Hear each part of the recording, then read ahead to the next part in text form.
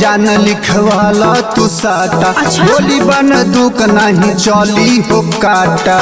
चली तो अरे हम बानी नू आवाए जान लिखवाला तू साटा। गोली बंदूक नहीं चली हो काटा। बुझलू बतिया के हमार माना तू सीला।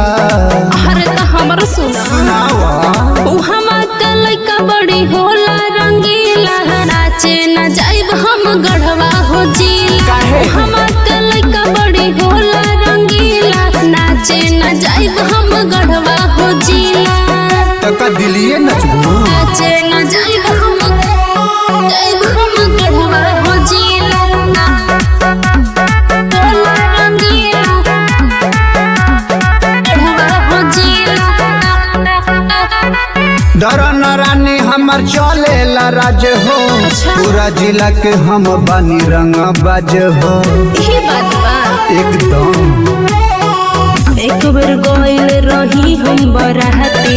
उहाँ नचैले रहे पूरा पूरा राती। बोली जे वो कर गड़ा जाए कीला। बोली जे वो कर गड़ा जाए कीला। हर फेक मत उहाँ के लइका बड़ी होला रंगीला। नाचे न जाइब हम गढ़वा हो जिला। उहाँ के लइका बड़ी होला रंगीला। नाचे न जाइब हम गढ़वा हो जिला। नाचे न जाइब हम गढ़वा हो जिला। होला रंगीला गढ़वा हो जिला। नाचे न जाइब हम गढ़वा हो जिला। टच जे करी देहबो के ठोकी। हमरा रहते ना वहाँ कोई खोखी। अरे बाहुबली हवा का अरे हाँ हो ले तो बड़ो जदी रिस्क होए बाबू।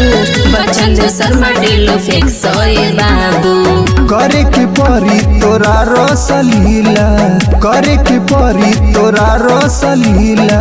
अरे तो सुनो ना उहवा के लइका बड़ी होला रंगीला। नाचे न जाइब हम गढ़वा हो जिला। उहवा के लइका बड़ी होला रंगीला। नाचे न जाइब हम गढ़वा हो जिला। अरे का बुझला अरे आवे के पड़ी हो।